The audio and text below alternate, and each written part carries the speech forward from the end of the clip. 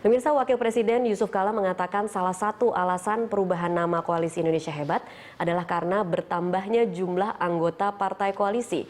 Kala menjelaskan pertemuan KIH semalam adalah kegiatan rutin untuk membahas isu-isu aktual di pemerintahan.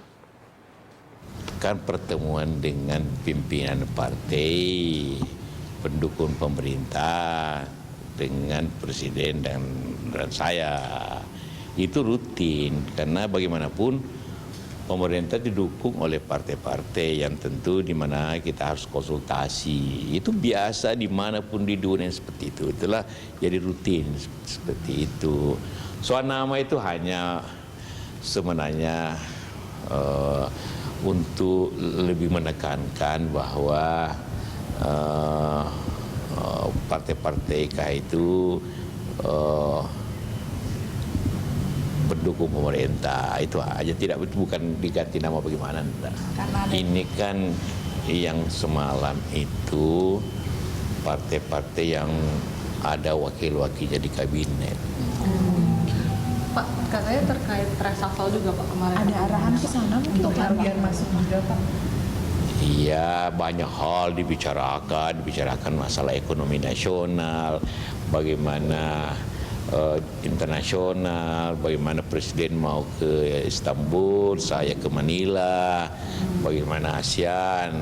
Ya didiskusikan lah, kan kita butuh saran-saran daripada pimpinan partai. Iya, pemirsa, saya akan langsung lagi bergabung ke Yandri Susanto, Ketua DPP PAN. Mas Yandri, dalam skenario PAN akan seperti apa bila nantinya memang benar-benar ditawari posisi menteri? PAN itu lebih ingin apa? Jokowi yang kemudian menunjuk langsung nama-namanya, atau PAN sendiri yang memang akan memilih nama-namanya? Yang jelas, reshuffle itu kan hak prerogatif presiden. PAN pada posisi pasif, tidak ngoyo, tidak memaksa, tidak mengusulkan supaya ada reshuffle, ya kan? Kami bergabung dulu tentu dengan alasan yang sangat kuat bahwa bangsa ini besar, banyak masalah, misalkan dulu serapan anggaran sangat rendah, dolar sangat tinggi, ekonomi lagi susah, dan PAN hadir untuk itu, untuk membantu pemerintah sekaligus membantu rakyat. Nah, persoalan ada reshuffle jilid kedua atau tidak ada reshuffle, bagi kami tidak ada masalah. Yang saya katakan tadi, itu adalah hak prerogatif presiden. Kalaupun nanti misalkan ada reshuffle, apakah PAN ditawari atau tidak juga kami belum tahu. Nah, kalaupun ditawari tentu dalam kepartaian kami ada mekanisme yang resmi, ada rapat harian, ada rapat pleno, tentu kami akan menjaring nama-nama yang mungkin kalau ada komunikasi dengan Pak Jokowi, kira-kira kader yang mana yang dikenal Pak Jokowi. Itu yang kami siapkan. Oke. Itu Mbak Tata. PAN akan memberikan apa sih Mas Yandri ketika kemudian diberikan posisi menteri? Apa ada jaminan bahwa akan aman seluruh kebijakan pemerintah di parlemen, atau akan ada semacam fakta integritas dengan sekian posisi menteri bahwa PAN akan selalu mendukung apapun policy yang dikeluarkan oleh pemerintah, atau seperti apa Mas Yandri?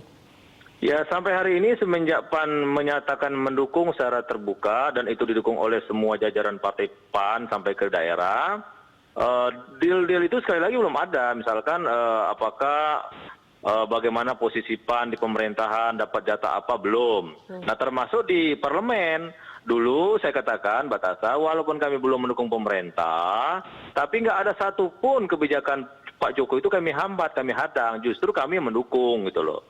Nah, ke depan tentu sekali lagi kami akan mengawal pemerintah ini yang pro rakyat. Kalau misalkan betul-betul pro rakyat, di parlemen itu kan fungsinya kan ada pengawasan. Jangan sampai juga kita bergabung ke pemerintah itu fungsi pengawasan lembaga dewan itu atau DPR itu menjadi hilang, tidak boleh juga gitu loh. Nah, jadi kami tentu kalau sebagai sahabat yang baik, sebagai kawan yang baik, ya ini saling mengingatkan kepada Pak Jokowi bahwa pemerintahan harus pro rakyat, tidak boleh melenceng, dan itu akan kami backup di parlemen gitu Mbak Tata. Oke, jadi tidak ada, kalau saya menangkapnya berarti tidak ada jaminan bahwa di parlemen akan selalu setuju-setuju saja begitu ya Mas Yandri? Kami sudah membuktikan selama ini, walaupun kami di luar pemerintahan, kalau itu selama pro rakyat, dan memang kami akan mendorong terus untuk pro rakyat, kami pasti akan mendukung.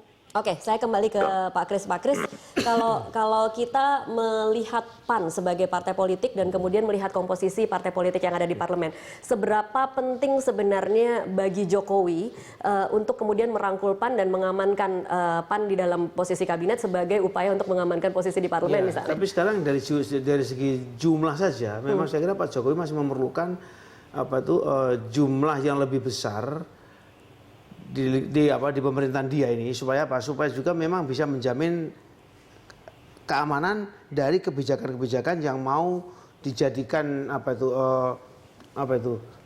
menjawab tadi tantangan ke depan itu. Nah, tentu masih ada Partai Demokrat ya. Tapi menurut saya Partai Demokrat cukup cerdik untuk tidak mau masuk kiri kanan sehingga dia masih tetap merasa mandiri dan dia tetap masih mempunyai wibawa.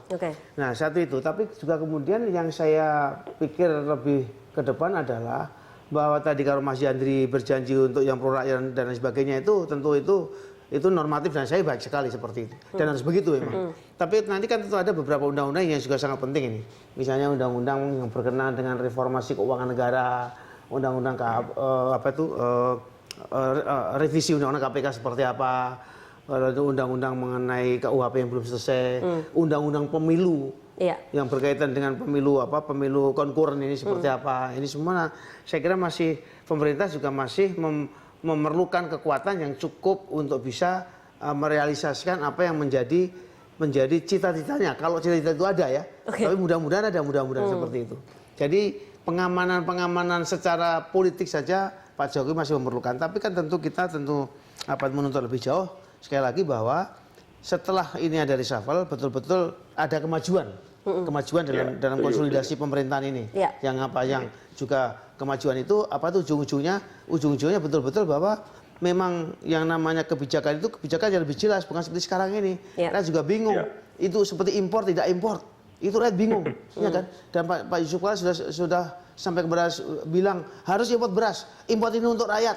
Tidak cuma pencitraan satu orang. Itu orang cuma nebak-nebak. Siapa maksudnya seperti itu loh. Nah, mudah-mudahan yang seperti itu semakin lama bisa semakin berkurang karena kalau tidak juga akan menambah kegaduhan politik saja yang tidak ada trickle down efeknya mengenai hal-hal yang diperlukan oleh masyarakat itu loh. Baik. Sekarang kalau kita mencoba memetakan bagaimana hubungan atau pola interaksi di dalam KIH sendiri. Kita tahu ada PDIP, ada Nasdem, dan kemarin Nasdem memang mengeluarkan statement-statement yang cukup seperti menyatakan ketidaknyamanannya bahwa PAN akan bergabung. Nah, kira-kira akan seperti apa suara-suara mereka ini harus diakomodir juga oleh Presiden Jokowi? Iya, saya kira Pak Jokowi mesti harus hati-hati ya. Karena soal Nasdem itu juga mungkin kegelisahan yang menyangkut misalnya seperti tokoh-tokoh di eksekutif yang orang merasa berhubungan dengan Nasdem, misalnya Jaksa Agung. Ya itu sudah panas dingin juga kan. Ada soal apa nih dengan urusan dengan Sumatera Utara ini. Kemudian juga soal asap. Terus Ibu Siti Nurbaya ini yang dalam kursi panas ini bagaimana posisinya ini? Karena juga pernah dianggap dia pergi ke Norwegia atau tanda tangan MOU yang juga dianggap seakan-akan kok meninggalkan asap yang masih ngamuk kalau ke sana dan lain sebagainya lah. Padahal itu sebenarnya bukan urusan satu menteri, ini urusan negara. Yang negara sudah lama mengabaikan itu. Jadi menurut saya Pak Jokowi akan sangat hati-hati sekali juga merawat hubungan dengan partai-partai pendukung yang juga masih perlu lagi ditambah bagaimana dia juga bisa merawat kekuatan-kekuatan yang ada di dalam pemerintahan itu, kekuatan yang bisa kemudian juga mengimbangi kekuatan yang ada di DPR. Jadi saya kira memang dia akan ekstra hati-hati. Saya khawatir nanti justru malah orang-orang yang tidak punya dukungan partai itu, itu pun harus lebih selektif tuh. Menteri-menteri mana sih sekarang yang tidak ada perform, nggak ada bunyinya dan tidak ngerti apa yang harus dikerjakan, itu mungkin mesti harus lebih diseleksi lagi ya. Karena tentu masyarakat tidak tega mengatakan, tapi merasakan ini menterinya apa nih kerjanya nih, tidak jelas juga nih, ya kan, dan lain sebagainya seperti itu. Kalau kemudian tidak mengganggu-ganggu posisi menteri-menteri yang berasal dari partai politik pendukung yang dari KIH, kira-kira akan semudah itu tidak kemudian PAN masuk? PAN saya kira tentu melihat karakternya Pak Zulkifli Hasan ya, dia juga tidak akan mendesak-desak ya. Tentu kalau ada jabatan yang lebih dianggap lebih memberikan banyak partisipasi dalam kebijakan, oke saja. Oh, tidak tapi harus juga dalam kabinet berarti ya? Iya, tapi kalau ada seperti misalnya yang cukup prestisius dan cukup berwibawa, misalnya menjadi ketua DEN, itu kan juga sesuatu yang bisa kontribusi yang penting. Ya, kemudian tidak tahu lah apakah ketua Kadin bisa dikategorikan seperti itu dan sebagainya. Saya nggak tahu juga, tapi kan ini yang saya pegang adalah bahwa PAN memang tidak mendesak untuk menteri. Dan ini memberikan keleluasaan Pak Jokowi untuk memberikan tempat di mana kader-kader PAN untuk bisa ikut memuliakan politik ini ya. Dan itu kan pernyataan PAN itu sangat mulia tuh. Tidak usah di kabinet, tidak apa-apa. Kalau perlu nggak usah, nggak apa-apa kok. Seperti itu kan. Saya kira kita mencatat itu semua. Kita tanyakan ke Mas Yandri. Benar Mas Yandri, memang kalau ya, jadi apa disampaikan Pak Kris itu betul. Jadi saya mendukung. Jadi kalaupun nanti ada reshuffle, niatnya Pak Jokowi jangan karena PAN ingin masuk, nggak boleh itu. PAN nggak diajak pun nggak apa-apa. Kalau misalkan untuk memperbaiki kinerja kabinet gitu loh. Jadi jangan juga dicurigai partai-partai politik yang lain seolah-olah PAN memaksa Pak Jokowi harus melakukan reshuffle. Tidak ada itu. Jadi sampai hari ini kami pastikan PAN tidak pernah mendesak untuk reshuffle, ya kan? Kalaupun nanti kami diajak, ya tentu itu hak Pak Jokowi untuk mengajak siapa yang akan diajak, termasuk PAN misalkan. Itu juga kita hormati. Jadi sekali lagi jangan Pak Jokowi terbebani karena misalkan ingin memasukkan PAN melakukan reshuffle, itu salah. Nah, melakukan reshuffle itu benar-benar ingin memperbaiki kinerja pemerintahan. Apa yang disampaikan oleh Pak Kris tadi gitu loh. Jadi masalah koordinasi, masalah serapan anggaran dan lain sebagainya itu, menurut saya itu PR utama pemerintah sekarang gitu loh. Nah, kalau misalkan dianggap ada kader PAN yang mumpuni, ya tentu akan kami siapkan. Gitu loh. Kalau posisinya di luar kabinet tapi tidak apa-apa ya Mas Yandri? Enggak, betul. Kami waktu melakukan itu mendukung pemerintah itu nggak ada deal. Jadi Bang Jul itu betul-betul melihat pemerintah itu lagi susah, lagi apa, kan negara ini negara besar, kalau nggak kita bantu bisa tercabik-cabik, ekonomi tambah susah, ya itu PAN hadir di situ. Nah, persoalan menteri atau tidak menteri belum pernah kami bicarakan itu, Mbak Tata. Oke, baik. Pak Kris menambahkan. Begini, jadi saya ini betul-betul sekarang dilihat dari perspektif kultur politik, kultur yang sangat Jawa. Terus Pak Zulkifli, saya tidak tahu dari mana asal usulnya, tapi betul-betul sangat Jawa sekali sehingga dengan keras mengatakan tidak, kita tidak akan minta apa-apa. Kalau orang Jawa bilang tidak, tapi bukan berarti tidak. Terus mengatakan hal seperti itu. Ini kan meruntuhkan juga hati Pak Jokowi. Ini memang ini. Kemudian dibaca oleh orang Jawa juga yang mengerti ya. Jadi mengerti ya. Orang Jawa itu dikasih mau minum. Oh enggak usah. Enggak haus. Silakan. Padahal ini haus sekali kan. Nah, itu barang biasa. Saya sebagai orang Jogja paham betul. Dan saya kira dengan cara begitu itu justru bisa lebih simpatik di hati Pak Jokowi daripada orang desa-desa minta ini minta itu. Itu udahlah ya. Seperti itu kira-kira. Baik, Mas Yandri terima kasih sudah bergabung bersama kami. Mbak Tasa, Pak Kris, terima kasih Pak Kris. Mas, Pak Menteri, selamat ya, selamat malam ya. Kita di DPR aja. Oke, selamat. Terima kasih. Ya, terima kasih Mas Yandri. Dan pemirsa tetaplah bersama kami masih akan kembali usai jeda komersial berikut ini. Saya masih akan bersama Pak J. Kristiadi.